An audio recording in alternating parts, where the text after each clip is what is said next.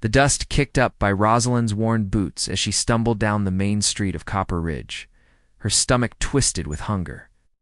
A familiar companion that had stayed with her for 3 days now.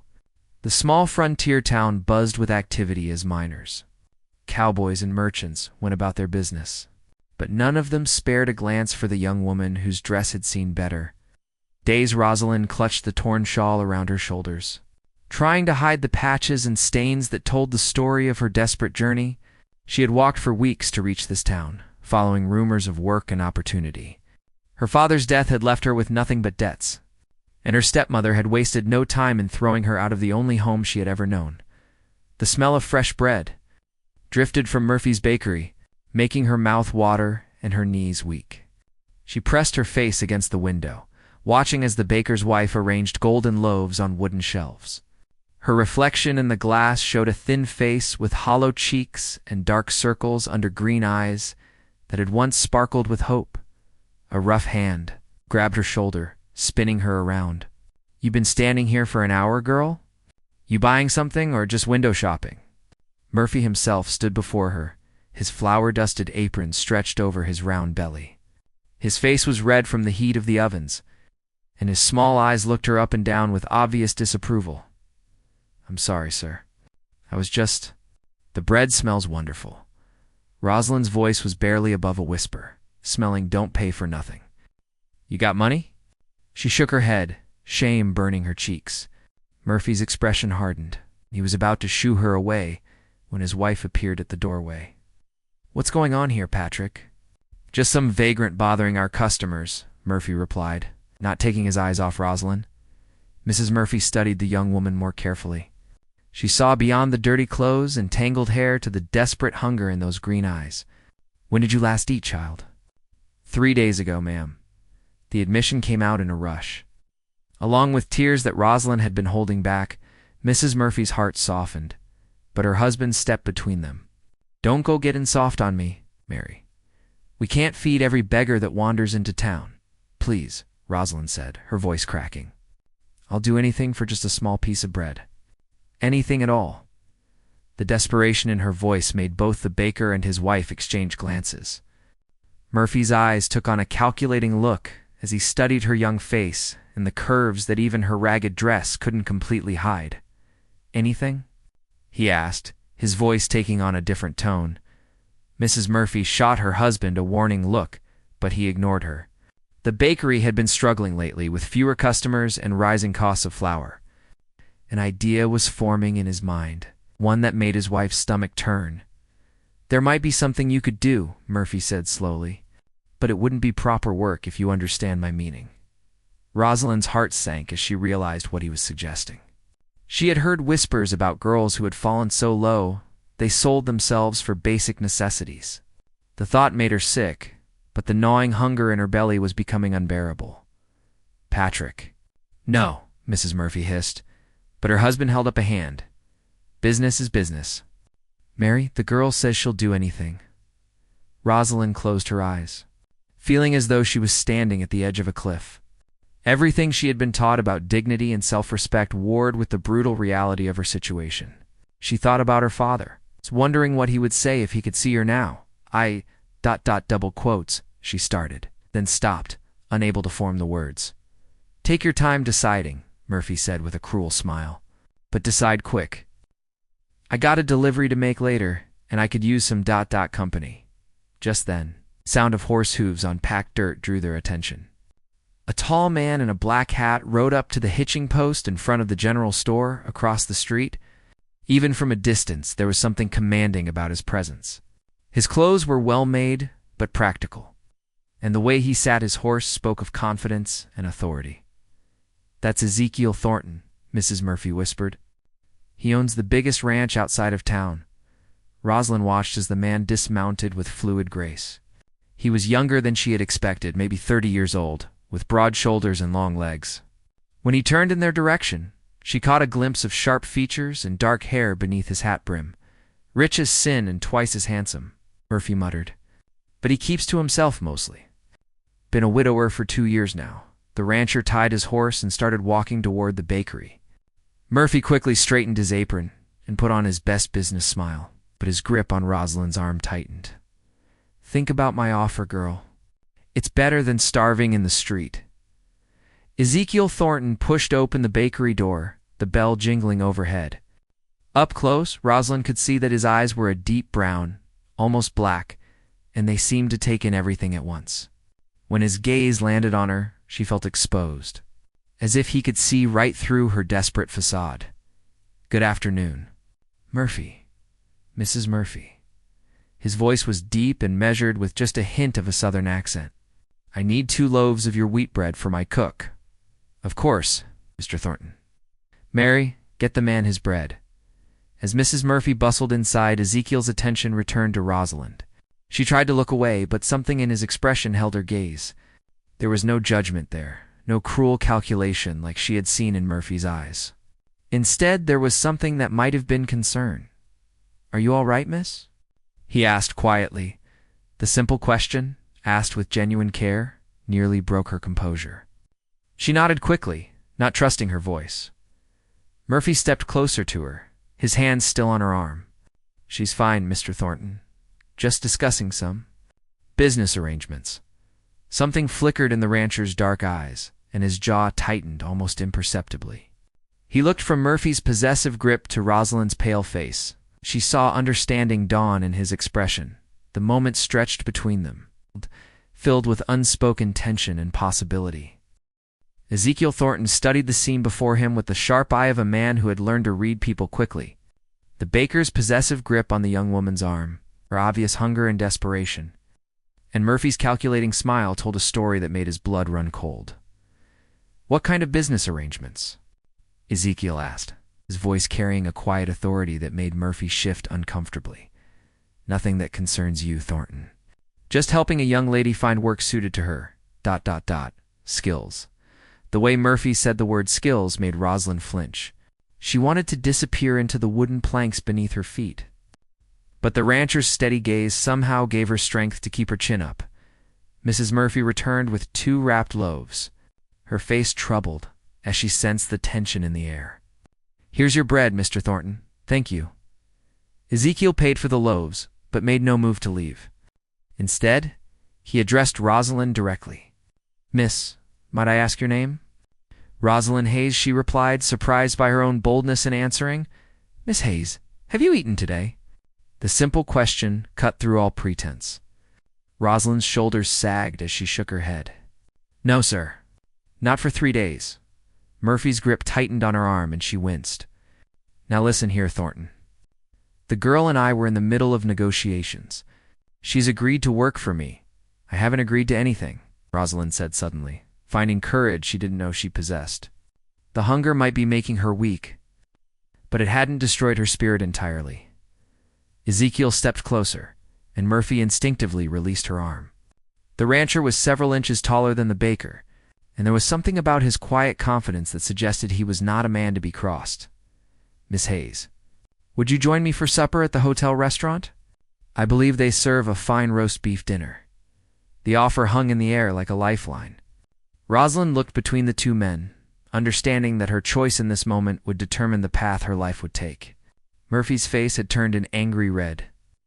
While Ezekiel waited patiently for her answer, "I would be grateful for a meal, Mr. Thornton. Thank you." Murphy stepped forward, his voice rising. "Now wait just a minute. The girl owes me for loitering around my shop. She can't just walk away." Ezekiel reached into his vest pocket and pulled out a silver dollar, placing it firmly in Murphy's palm. "For any inconvenience she may have caused." The baker stared at the coin, clearly torn between his anger and the unexpected payment. A silver dollar was more than his shop usually saw in a week. "Come along, Miss Hayes." Ezekiel offered her his arm with the same courtesy he might show a lady at a church. "Social." Rosalind hesitantly placed her hand on his sleeve. Shocked by the solidity of his arm beneath the fabric, she had been alone for so long that even this simple, respectful contact felt overwhelming. They walked across the street toward the Copper Ridge Hotel, leaving Murphy standing in front of his bakery with the silver dollar clutched in his fist. Rosalind could feel the eyes of the townspeople on them, and she wondered what they thought about the well-dressed, rancher escorting a woman who looked like she had been living rough. "Mr. Thornton," she said quietly as they approached the hotel, "I should tell you that I have no money to pay for dinner. I couldn't repay your kindness even if I wanted to." He paused at the hotel steps and looked down at her. "Miss Hayes, when was the last time someone showed you kindness without expecting payment?" The question caught her off guard. She thought back through the difficult months since her father's death, through her stepmother's coldness and the long, dangerous journey to Copper Ridge. "I can't remember," she admitted. Then, perhaps it's time someone did. The hotel restaurant was fancier than anywhere Rosalind had ever been. White tablecloths, actual napkins, and silverware that gleamed in the lamplight. She felt terribly out of place in her stained dress. But Ezekiel guided her to a table near the window as if she were dressed in silk. 2 roast beef dinners. "Please, Martha," he said to the waitress, a middle-aged woman with kind eyes.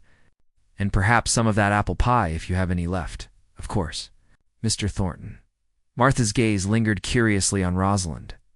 But there was no judgment in her expression, only concern. When they were alone, Ezekiel leaned back in his chair and studied his dinner companion. "Where are you from, Miss Hayes?" "Originally, a small town in Missouri. But I've been traveling for weeks, looking for work." She didn't mention the circumstances that had driven her from her home. Some stories were too painful to share with strangers, no matter how kind they seemed. "What kind of work were you hoping to find?" "Anything honest. I can cook, clean, so tend to children. I worked in my father's store for years, so I know how to keep books and handle customers." Her voice grew stronger as she listed her skills, reminding herself that she had value beyond what men like Murphy might want from her. Their food arrived, and Rosalind had to force herself not to fall on the plate like a starving animal. The roast beef was tender and flavorful, the potatoes creamy with butter, and the green beans cooked just right. It was the best meal she had ever tasted, though that might have been because of her hunger. Ezekiel ate more slowly, watching her with those dark eyes that seemed to see everything. "My ranch is about 5 miles outside of town. I raise cattle and horses, employ about 20 men during busy seasons." She nodded. "Not sure where the conversation was heading. My cook quit last month to get married, and my housekeeper is getting too old for the heavy work. The house has been getting shabby without proper care." He paused as if choosing his words carefully.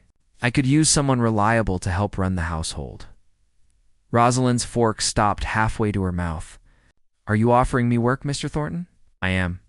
Room, board, and $15 a month. It's honest work, and you'd have your own space in the house. No one would bother you." The offer was more generous than she had dared to hope for. A place to sleep, regular meals, and wages that would let her start building a future. But years of hardship had taught her to be cautious. "Why?" she asked. "You don't know anything about me." "I could be a thief or a liar." A slight smile played at the corners of his mouth. "Could you be?" "No," she said firmly. "I was raised to be honest and work hard, but you don't know that. I'm a good judge of character, Miss Hayes. I saw how you handled yourself back there with Murphy. You were desperate enough to consider his offer, but brave enough to walk away when given a better choice. That tells me what I need to know." She finished her meal in thoughtful silence, trying to process this unexpected turn in her fortunes. When the apple pie arrived, she ate it slowly, savoring every bite and the luxury of not having to worry about where her next meal would come. "There's one condition," Ezekiel said as she finished the last forkful of pie. Her heart sank. Here it comes, she thought. The real reason for his kindness. "What's that, Mr. Thornton?" "You have to promise me that if you're ever unhappy working for me, or if you want to leave for any reason, you'll tell me directly. Don't just disappear in the night." The condition was so reasonable, so respectful, that it took her breath away. "I promise." He stood and offered her his arm again. "Then let's get you settled. Tomorrow, you can start fresh." The ride to the Thornton ranch took place in comfortable silence as Rosalind sat beside Ezekiel on the wagon seat, trying to take in her surroundings. The landscape stretched endlessly in all directions, painted gold by the setting sun. Rolling hills dotted with cattle and horses created a picture of prosperity and peace that seemed almost too good to be real. Ezekiel handled the reins with easy confidence, occasionally pointing out landmarks or explaining the boundaries of his property. "The main house is just over that ridge," he said as they climbed a gentle slope. "Been in my family for 12 years now. My father built it when he first came west." When they crested the hill, Rosalind gasped at the sight below them. The ranch house was larger than she had expected.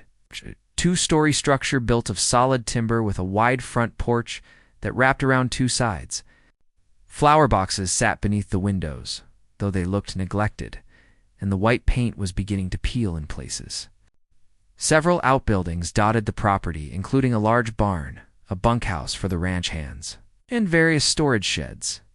"It's beautiful," she said softly, and meant it, even in its slightly run-down state. The house had a warmth and dignity that spoke of being a real home. "It was," Ezekiel replied, his voice carrying a note of sadness. "My wife Catherine had a way with making everything bright and welcoming. Since she passed, I'm afraid I've let things slide."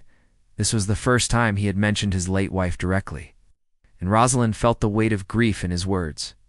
She wanted to say something comforting, but couldn't find words that didn't sound hollow. They pulled up in front of the house just as an older Mexican man emerged from the barn.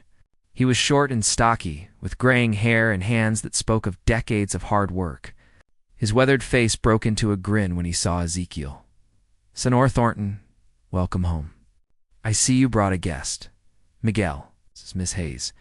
"She's going to be helping us run the house." Ezekiel helped Rosalind down from the wagon with gentle hands. "Miss Hayes, Miguel is my foreman. Been with my family since before I was born." Miguel studied Rosalind with the same careful attention she had seen in Ezekiel's eyes. Whatever he saw there must have satisfied him, because his smile widened and he removed his hat respectfully. "Welcome to the Thornton Ranch. Miss Hayes, we are happy to have you here." "Thank you, Miguel. I'm grateful for the opportunity." Ezekiel led her up the front steps and through the heavy wooden door. The interior of the house was even more impressive than the outside, with high ceilings, polished wood floors, and furniture that spoke of quality and craftsmanship. But Rosalind's trained eye immediately noticed the details that revealed the absence of a woman's touch. Dust gathered in corners, the windows needed cleaning, and the once bright curtains had faded from lack of care. "I'm afraid it's not what it once was," Ezekiel said, following her gaze to a wilted plant on the windowsill. "It's a wonderful house," Rosalind said firmly. "It just needs some attention." He showed her through the main floor, pointing out the kitchen, dining room, parlor, and his study. The kitchen was well equipped, but bore the signs of bachelor cooking, with dishes stacked haphazardly and supplies running low. The stove was good quality. The pantry was large enough to hold supplies for feeding the ranch hands during busy seasons. "Your room is upstairs," Ezekiel said, leading her up a staircase with a beautiful carved banister. "It's at the end of the hall, with windows facing east, so you'll get the morning sun." The room was larger than any space Rosalind had ever called her own. A comfortable bed with a colorful quilt dominated one wall, while a dresser, washstand, and rocking chair completed the furnishings. Clean curtains hung at the windows, and a small vase of wildflowers sat on the dresser. "Miguel's wife, Alina, prepared the room for you," Ezekiel explained. "She helps out when she can. She has her own family to tend to. It's perfect," Rosalind said, running her hand over the smooth surface of the dresser. "More than I dreamed of. There's a trunk in the closet with some clothes that might fit you. They belonged to ... double quotes, clearly struggling with the words. They were Catherine's. Alina thought you might need them until you can get to town for your own things." The generosity of the gesture moved her deeply. She knew how difficult it must be for him to offer his late wife's belongings to a stranger. "Are you sure? I don't want to presume Catherine would have wanted them used. She never could stand to see good things go to waste." His voice was quiet but steady. "There's a washroom down the hall, and Alina left towels and soap for you. Take whatever time you need to settle in." After he left, Rosalind sat on the edge of the bed and tried to process the rapid change in her circumstances. This morning, she had been desperate enough to consider Murphy's degrading proposition. Tonight she was sitting in a comfortable room in a beautiful house, with honest work and fair wages ahead of her. She opened the trunk and found it filled with dresses, just undergarments, and other necessities. The clothes were well made and carefully preserved, in styles that were practical but attractive. Catherine Thornton had clearly been a woman of good taste and means. As Rosalind held up a blue dress that looked like it might fit, she wondered about the woman who had worn it. What had she been like? How had she died so young? A soft knock at the door interrupted her thoughts. Miss Hayes. I brought you some warm water for washing. Alina stood in the doorway holding a pitcher and basin. She was a woman in her 40s, with kind eyes and graying hair pulled back in a neat bun. Her English was accented but clear. Her smile was genuinely welcoming. Thank you so much, Rosalind said, taking the pitcher. And thank you for preparing the room. It's beautiful, Donata. It is good to have a woman in this house again. Senator Thornton, he is a good man, but he needs someone to care for his home properly. How long has he been alone? Elena's face grew sad. 2 years now. Signora Catherine, she died in childbirth. The baby too. It broke his heart. He works too hard now, doesn't take care of himself like he should. The tragic story explained the sadness Rosalind had sensed in Ezekiel. To lose both wife and child at once would be devastating for any man. I'll do my best to take good care of the house, sir. I think you will. You have good eyes, like Signora Catherine. You see what needs to be done. After Elena left, Rosalind washed with the warm water and changed into one of Catherine's nightgowns. It fit almost perfectly, as if it had been made for her. She brushed her hair until it shone, marveling at how different she looked with clean skin and proper clothes. As she prepared for bed, she could hear sounds from the kitchen below. Ezekiel was apparently making himself a simple supper. Tomorrow, she would take over that responsibility. Along with all the other tasks that would make this house a home again, she knelt beside the bed to say her evening prayers, something she hadn't done regularly since her father's death. Tonight, though, gratitude filled her heart. She thanked God for sending her a guardian angel in the form of Ezekiel Thornton, for the roof over her head, and for the chance to start over as she settled into the comfortable bed. Rosalind made a silent promise to herself and to the memory of Catherine Thornton. She would not just maintain this house, she would restore it. She would bring back the warmth and life that had been missing since Catherine's death. It was the least she could do to repay Ezekiel's kindness. Outside her window, night sounds drifted across the range. Cattle lowing in the distance, the soft nickering of horses in the corral, and the gentle rustle of wind through grass. It was a peaceful symphony that sang her to sleep, cradled in safety for the first time in months. Dawn came early on the ranch, and Rosalind woke to the sound of roosters crowing and men's voices carrying across the yard as the hands prepared for another day's work. She dressed quickly in one of Catherine's practical work dresses, a brown cotton that fit her perfectly, and made her way downstairs to begin her first day as housekeeper. The kitchen was empty, but showed signs of Ezekiel's early morning routine. Coffee grounds were scattered across the counter, and a plate with crumbs suggested he had grabbed a quick breakfast before heading out to work. Rosalind smiled at the small domestic chaos and set about putting things right. Within an hour, she had the kitchen spotless, bread rising for the day's meals, and coffee brewing for when the men came in for their mid-morning break. She had inventoried the pantry and made a mental list of supplies that needed replenishing. The work felt good, purposeful in a way that reminded her of helping her father in their old store. Elena appeared just as Rosalind was hanging, fresh towels on the line behind the house. The older woman carried a basket of eggs and vegetables from her own garden. Buenos dias. Miss Hayes, you are up early. Good morning. Elena, I thought I should start as I mean to go on. Rosalind gestured toward the kitchen windows, which now sparkled in the morning sunlight. I hope it's all right that I rearranged a few things. Elena peered through the window and clapped her hands together in delight. Muy bueno. Already it looks more like a proper kitchen. Senator Thornton, he tries, but men do not understand these things. They spent the morning working together, with Elena sharing the routines of the ranch and teaching Rosalind which of the hands had special dietary needs or preferences. There were 23 men employed at the Thornton Ranch during the busy season, and feeding them was no small task. The cowboys. They work hard, Alina explained as they prepared a large pot of stew for the noon meal. They need good food to keep their strength up. Sinor Thornton. He always makes sure they eat well. He seems like a fair employer. The best. When Miguel's back was hurt last year, Senator Thornton paid for the doctor and gave us time off with full wages. When young Tommy broke his arm, same thing. The men, they would do anything for him.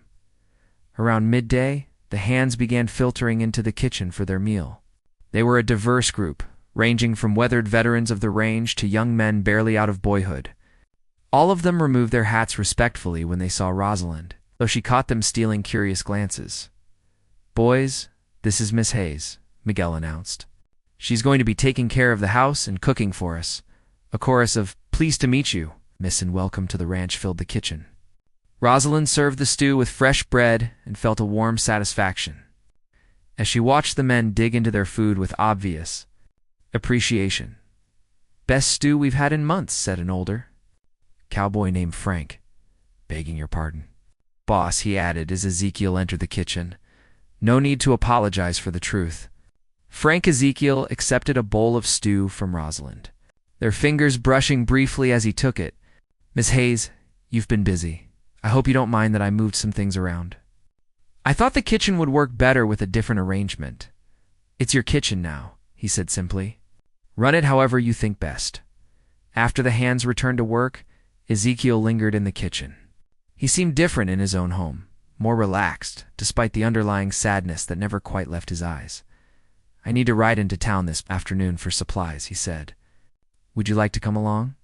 You could pick up anything you need, and I could introduce you to the shopkeepers properly. That would be helpful." "Thank you."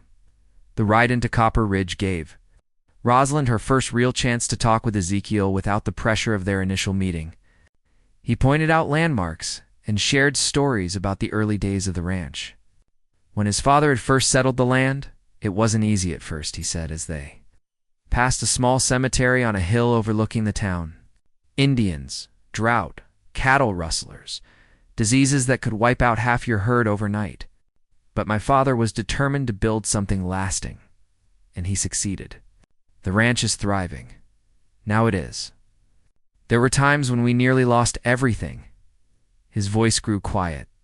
"Catherine used to say that the land tests you, but it also rewards those who prove worthy of it, in town." Ezekiel introduced her to the various merchants and shopkeepers as his new housekeeper. Most welcomed her warmly, clearly respecting Ezekiel's judgment.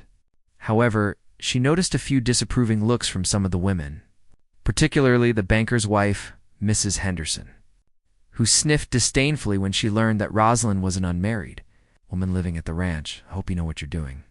"Ezekiel," Mrs. Henderson said in a voice clearly meant to be overheard. "A young woman alone with all those cowboys. It's not proper. Miss Hayes is my employee."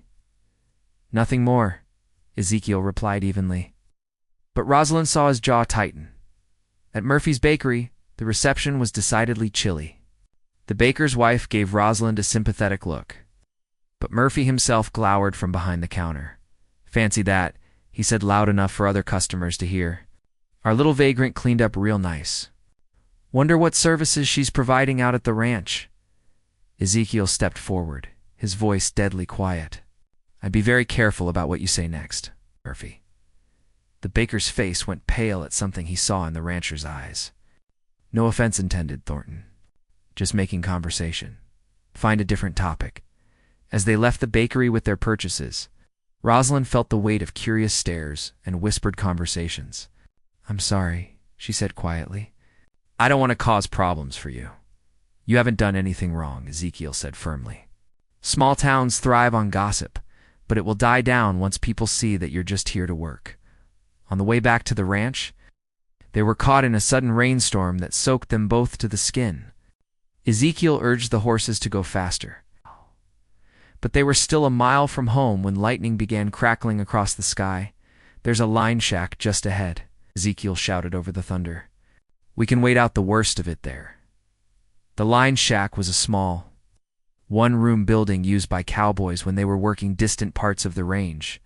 It was simply furnished with a bunk, a table, 2 chairs, and a pot-bellied stove. Ezekiel quickly got a fire going while Rosalind wrung out her soaked shawl. "Your dress is soaked through," he said, not looking at her directly. "There should be some blankets in the chest over there."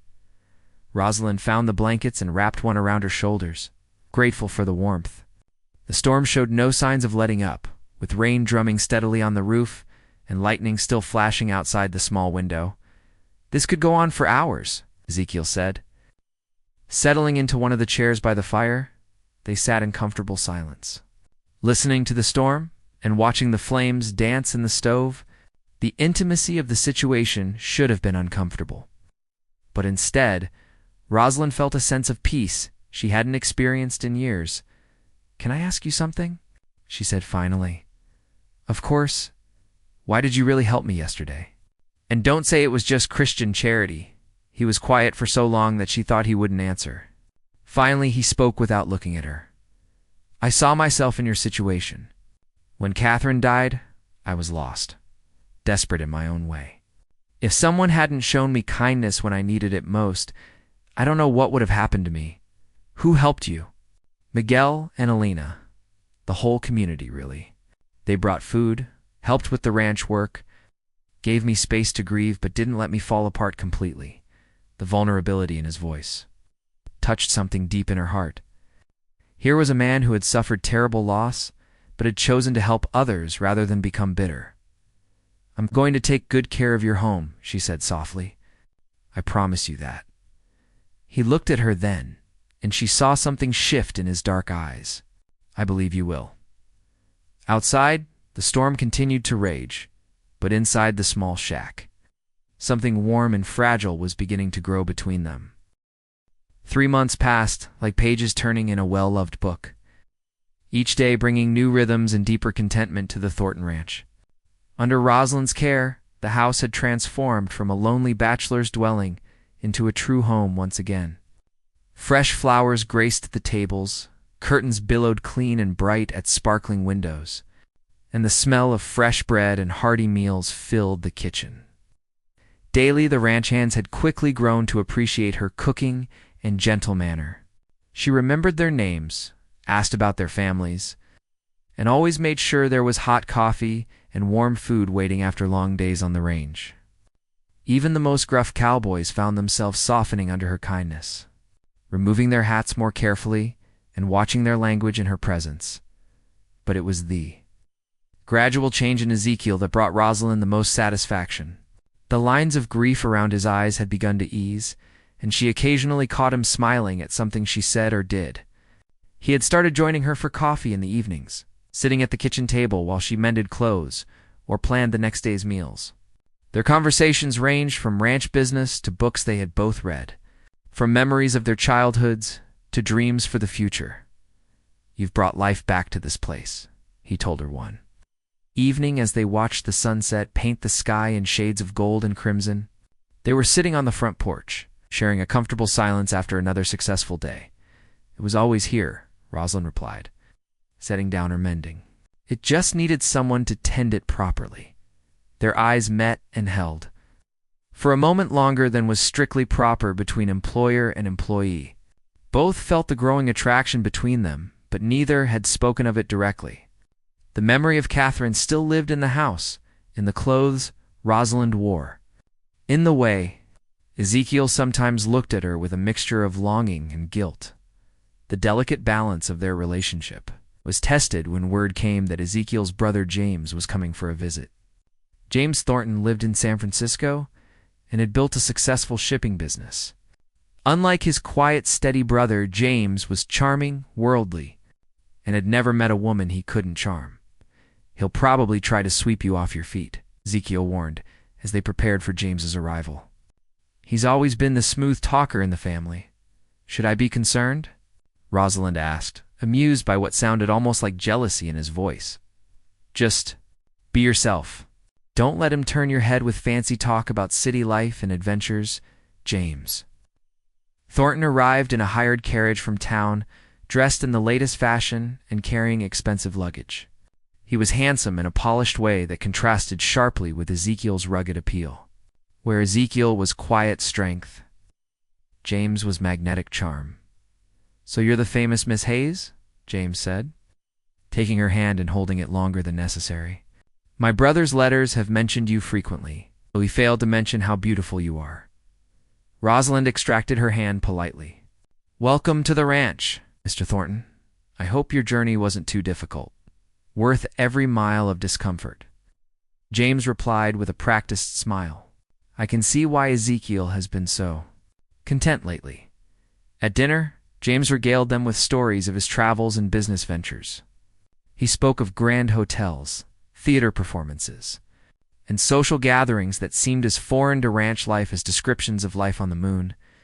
"You should see San Francisco, Miss Hayes," James said, his eyes never leaving her face. "The restaurants, the shops, the culture. A woman of your obvious refinement would appreciate the finer things the city has to offer." "I find plenty of refinement here," Rosalind replied diplomatically, aware of Ezekiel's growing tension beside her. Over the following days, James made increasingly bold attempts to court Rosalind's attention. He brought her flowers picked from the ranch's own garden, offered to take her riding in his carriage, and suggested she might enjoy visiting him in San Francisco.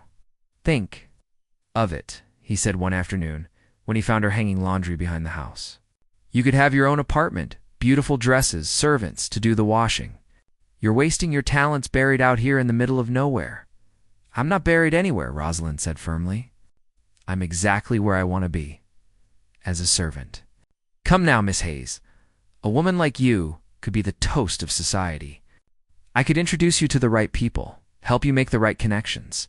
And in return—" James stepped closer, his intentions clear in his eyes. "In return, you would make me the happiest man in California. Marry me, Rosalind. Let me give you the life you deserve." The proposal caught her completely off guard. James was handsome, wealthy, and could indeed offer her a life of luxury and ease. 6 months ago, she would have considered such an offer a miracle. Now, it felt like a trap. "I'm flattered, Mr. Thornton, but I must decline. My life is here now." "Don't answer hastily," James pressed.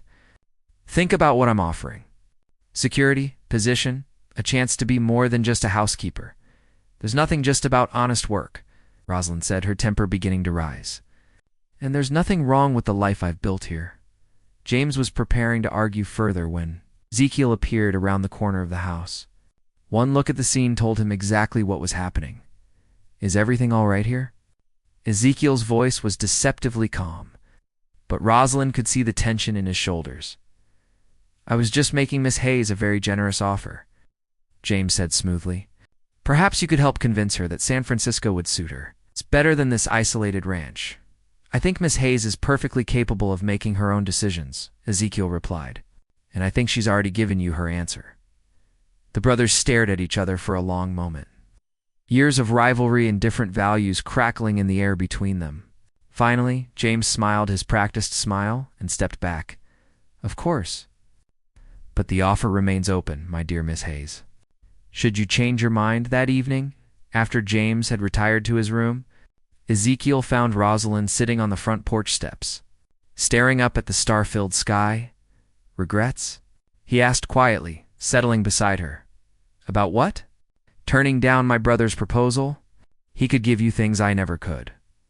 Rosalind turned to look at him, surprised by the vulnerability in his voice.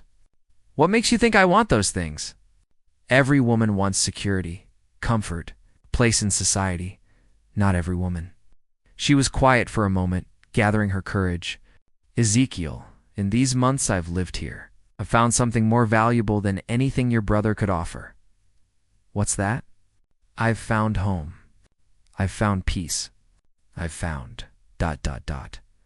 Double quotes. She hesitated, then plunged ahead. "I've found love." The words hung in the air between them like a bridge neither was sure they should cross. Ezekiel's breath caught, and when he looked at her, she saw her own feelings reflected in his dark eyes. "Rosalind," he said softly. "I... ... You don't have to say anything," she rushed to reassure him. "I know it's too soon, that Catherine's memory is still fresh. I just wanted you to know that I'm not staying here out of gratitude or lack of options. I'm staying because this is where my heart is." Ezekiel reached for her hand, his calloused fingers intertwining with hers. "Catherine has been gone for 2 years, but until you came, I felt dead inside. You've brought me back to life, Rosalind. Made me remember what it feels like to hope for tomorrow. Then why do you look so troubled?" "Because I don't know if it's fair to ask you to share a life with a man who's already loved and lost so deeply. What if I can't love you the way you deserve? What if I'm too damaged to set in my grief?" Rosalind squeezed his hand. "Love isn't a finite resource, Ezekiel.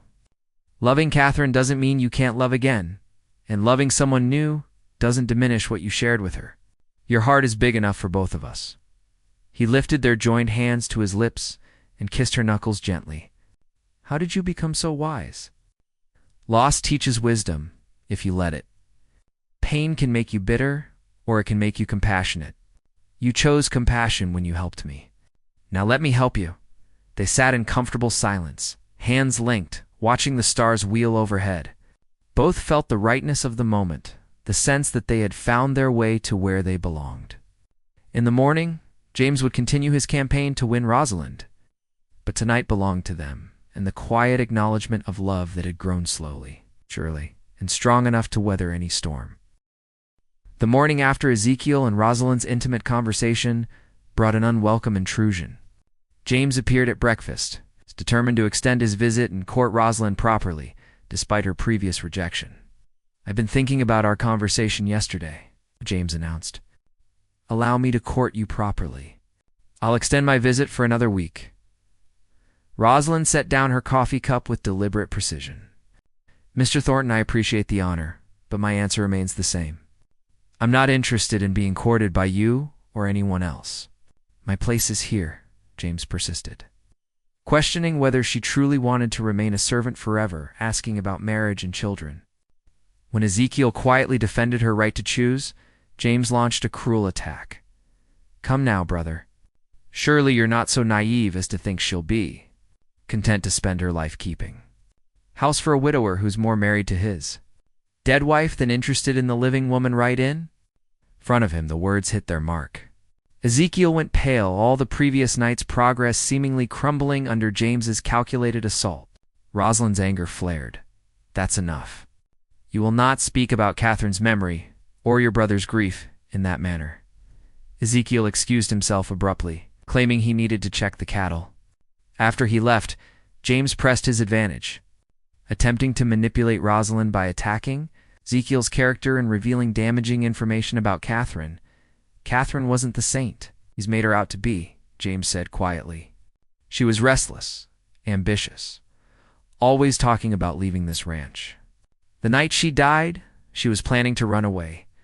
He claimed there was a packed bag under Catherine's bed, letters from a man in Denver, and a fight between the couple before Catherine went into labor. When Rosalind protested, James suggested asking Alina for confirmation. Alina appeared, her face flushed with anger. "Senator James, I heard what you said about Signora Catherine. You shame yourself with such lies," though Alina admitted Catherine had been restless during pregnancy and confirmed there was a bag. She insisted it contained birthing supplies, not escape plans. The letters were from Catherine's sister, not a lover. Alina defended Catherine's love for both Ezekiel and the ranch. James revealed that Catherine had begged Ezekiel's forgiveness on her deathbed, saying she should have been grateful for what she had instead of wanting more. He used this to pressure Rosalind to accept his proposal, warning that the ranch was failing and she'd face poverty if she stayed. "I've been poor before," Rosalind replied firmly. "None of that frightened me as much as the thought of living without love, without purpose, without a place where I truly belong." Rosalind ordered James to pack his bags and leave immediately. An hour later, she and Alina watched his carriage disappear down the road. He was wrong about Signora Catherine, Alina told her. She loved this place, loved Senor Ezekiel. But she was young, and sometimes young people dream of adventures they think they want. That evening, Rosalind waited on the porch for Ezekiel's return. When she told him she'd sent James away, he was surprised but grateful. Despite her assurances that James's cruel words didn't matter, Ezekiel felt compelled to share the truth about his marriage in the quiet evening. He revealed Catherine's restlessness during her final months, her dreams of travel and expansion, and their argument the day before she died. She said, "I was too comfortable with our quiet life, that I lacked ambition and vision. When she died, I wondered if her dissatisfaction had somehow caused the difficult birth." Rosalind comforted him, explaining that grief creates terrible thoughts, but love means working together despite disagreements. When Ezekiel worried he might not be ambitious enough for her either, she shared her heart completely. "I love you, Ezekiel. Not because you saved me from Murphy's proposition, not because you gave me work and shelter, but because of who you are. You're kind without being weak, strong without being cruel, and loyal without being blind. If you'll have me, I'd like to fight for it with you." After a long pause, Ezekiel responded with equal honesty. "Catherine was my first love, and her loss nearly destroyed me. But you, Rosalind, you're my second chance at life, at happiness, at hope. If you'll marry me, I promise to love you, not as a replacement for what I lost, but as the woman who helped me find my way back to living." Through tears, Rosalind accepted his proposal. 3 months later, on a golden autumn day, Rosalind Hayes became Mrs. Ezekiel Thornton in a simple ranch ceremony. She wore Catherine's altered wedding dress. Blessed by a letter Alina had found among Catherine's belongings, "If something happens to me, I hope Ezekiel will find love again with someone who appreciates the good life we've built here." The reception in the decorated barn was filled with music, dancing, and celebration. Even townspeople who had initially disapproved came to share in their obvious happiness. As evening fell and guests departed, the newlyweds stood together on their porch, looking over their shared land. "Any regrets, Mrs. Thornton?" Ezekiel asked. "Only one," she replied. "I regret all the years we didn't know each other. All the time we lost before we found our way to this moment." After a gentle kiss, they walked hand in hand into their house. Having found a love born of genuine affection and mutual respect, a love that would endure whatever challenges lay ahead, as lasting as the land beneath their feet and as vast as the star-filled sky above their home,